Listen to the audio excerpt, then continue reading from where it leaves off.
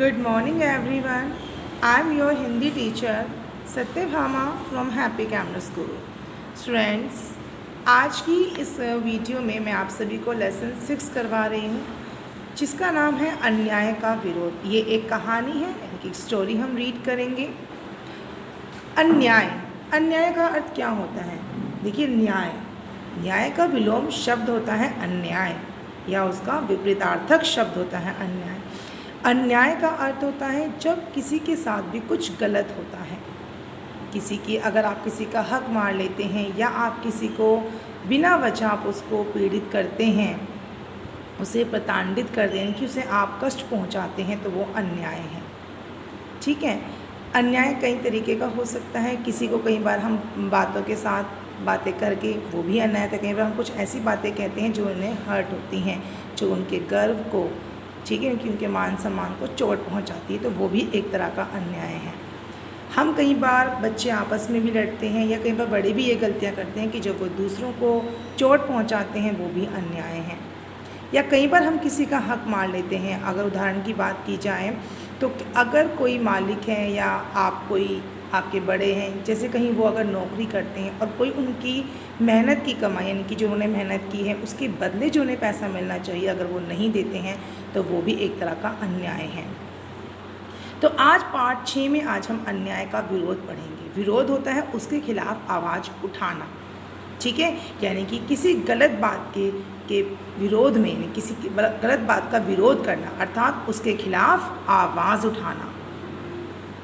तो इस पार्ट में आप देख सकते हैं 2 कैरेक्टर्स को यहाँ पर शो किया गया है। फर्स्ट है जो चेयर पे बैठे हुए ये व्यक्ति हैं, और एक महिला है, यानी कि एक पुरुष और एक महिला है जो इसमें मेन कैरेक्टर की मुख्य पात्र हैं।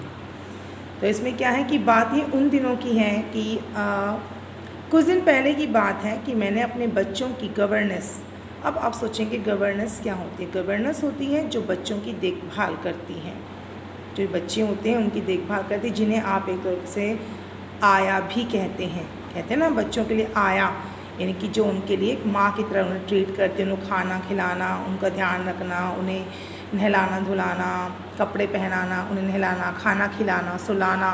तो ये सारे काम कौन करती है? एक गवर्नेंस करती है। गवर्नेंस का नाम क्या है? जूलिया को अपने पढ़ने के कमरे में बुलाया। यानी कि क्या होता है कि देखो, हम तो बच्चे या हम सभी भी क्या करते हैं, हम एक ही कमरे में वहाँ खाना भी खा लेते हैं, वहाँ हम पढ़ भी लेते हैं, सो भी लेते हैं। लेकिन सही मायने में पढ़ने का एक अलग कमरा होता है जहाँ पर बिल्कुल शांति होती है, और सिर्फ वहाँ बैठकर हम सिर्फ अध्ययन, यानी कि स्टडी करते हैं, यानी कि पढ़ाई करते हैं। तो पढ़ने के कमरे में बुलाया और कहा, बैठो जूलिया, मैं तुम्हारी तनख्वाह का मतलब क्या होता है? वेतन, यानी कि वो तनख्वाह का अर्थ आप ऐसे लगा सकते हैं बच्चों, जब आप कोई मेहनत करते हो उसके बदले जो पैसा मिलता है वो तनख्वाह, जिसे आप सैलरी भी कहते हैं।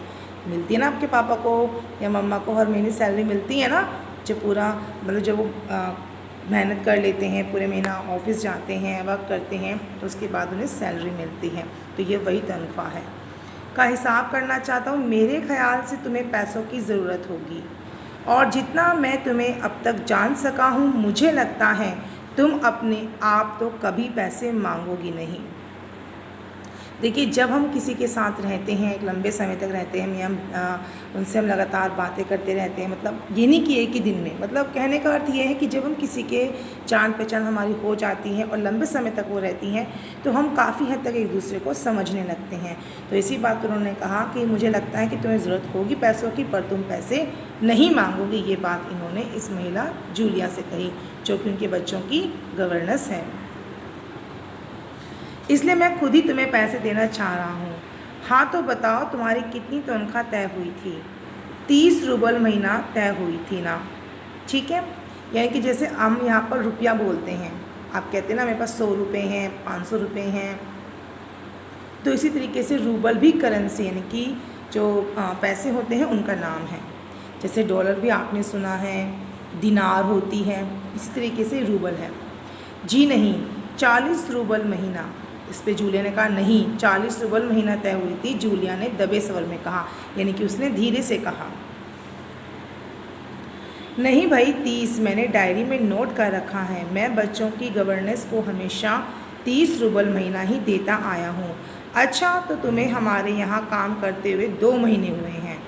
जी नहीं, 2 महीने 5 दिन। तो उसने कहा नहीं, तुम्हें अभी सिर्फ कितने दिन काम करा है? 2 महीने। ठीक है, तो उसने कहा नहीं, 2 महीने 5 दिन मैंने काम करा है। क्या कह रही हो? ठीक 2 महीने हुए हैं भाई, मैंने डायरी में सब नोट कर रखा है। तो 2 महीने के बनते हैं 60 रूबल, लेकिन 60 रूबल तभी बनेंगे जब महीने में एक भी नागा ना हो। अब आप सोचेंगे नागा, नागा का अर्थ होता है मतलब जिस दिन तुम अपने काम पर ना आई हो। नागा एक बहुत ही कॉमन शब्द है, एक सामान्य शब्द है, ठीक है, जिसका अर्थ होता है ना से। ठीक है, नागा का अर्थ होगा कि जब वो काम ना किया गया हो। अगर आप जैसे आपके पापा हैं कभी छुट्टी ले लेते हैं ना, तो नागा से अर्थ यहाँ पर छुट्टी से है। तुमने इतवार की छुट्टी मनाई है, उस दिन तुमने काम नहीं किया, कोलिया को सिर्फ घुमाने ले गई हो। इसके अलावा तुमने 3 छुट्टियाँ और ली हैं। यानी कि इन्होंने क्या कहा, संडे को भी तुम नहीं आए और तुमने 3 छुट्टियाँ भी और ली हैं। जूलिया का चेहरा पीला पड़ गया, वह बार बार अपनी ड्रेस की सिकुड़नें दूर करने लगी। यानी कि वो अपने मालिक की, यानी कि जूलिया जो थी वो इनकी बात सुन कर के उसे बहुत मतलब बुरा लग रहा था। तो वो क्या करती थी, बार बार अपनी ड्रेस को ठीक करती। कई बार होता है कि जब कोई परेशान होते हैं तो आपने देखा ना, कई बार कुछ लोग अपने हाथों की उंगलियों को दबाना शुरू कर देते हैं या हाथों को बार बार हिलाना शुरू कर देते हैं। कुछ लोग घबराहट में नाखून चबाते हैं या कई बार गुस्से में ऐसा करते हैं। तो वही वैसे ही जूलिया क्या कर रही है, उसका चेहरा पीला पड़ गया, वो बार बार अपनी ड्रेस की सिकुड़नें दूर करने लगी हैं। बोली एक शब्द भी नहीं, लेकिन उसने कहा कुछ नहीं। हाँ, तो 9 इतवार और 3 छुट्टियाँ, यानी कि 12 दिन काम नहीं हुआ। देखिए, जब हम पूरा महीना चाहते हैं तो हम फिर इतवार को हम छुट्टी के रूप में नहीं गिनते हैं। अगर आप पूरे महीने आपने काम किया होता है तो हम इतवार के हम पैसे नहीं काटे जाते, लेकिन यहाँ वो पूरे 9 इतवार के पैसे काट रहे हैं और साथ ही साथ ये कह रहे हैं कि 3 छुट्टियाँ और हैं, यानी कि 12 दिन काम नहीं हुआ। मतलब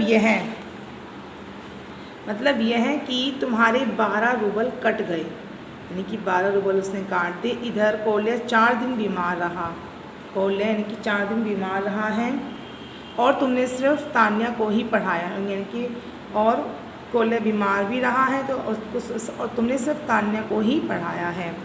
पिछले सप्ताह शायद 3 दिन तुम्हारे दांतों में दर्द रहा था और मेरी बीवी ने तुम्हें दोपहर बाद छुट्टी दे दी थी। तो इस तरह तुम्हारे कितने नागा हो गए? 12 और 7 19 नागे। हाँ तो भाई घटाओ, 60 में से 19, तुम्हारा कितना हिसाब बन रहा है? 41 रूबल, ठीक है ना? जूलिया की आंखों में आंसू छलछला आए।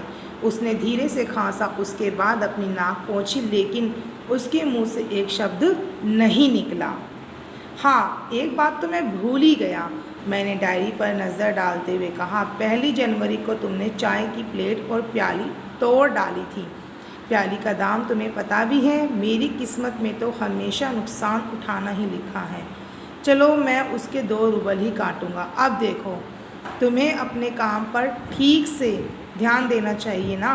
उस दिन तुमने ध्यान नहीं रखा और तुम्हारी नज़र बचाकर कोलिया पेड़ पर चढ़ गया। वहाँ खरोच लगने से उसकी जैकेट फट गई। उसकी भरपाई कौन करेगा?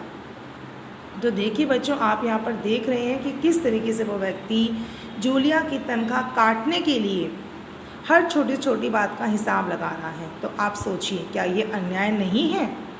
ये तो बहुत ही आम सी बात है। जहाँ हम काम करते हैं वहाँ छोटा मोटा नुकसान हो जाता है, हमसे कुछ ना कोई चीज़ गिर जाती है। कई बार छोटा मोटा से मतलब है, कई बार कुछ छोटा है, कुछ बड़ा नुकसान हमसे हो जाता है। हम गलतियाँ करते हैं क्योंकि हम मनुष्य हैं। यही वजह है कि हम गलतियाँ करते हैं, लेकिन हम काम सही भी तो करते हैं।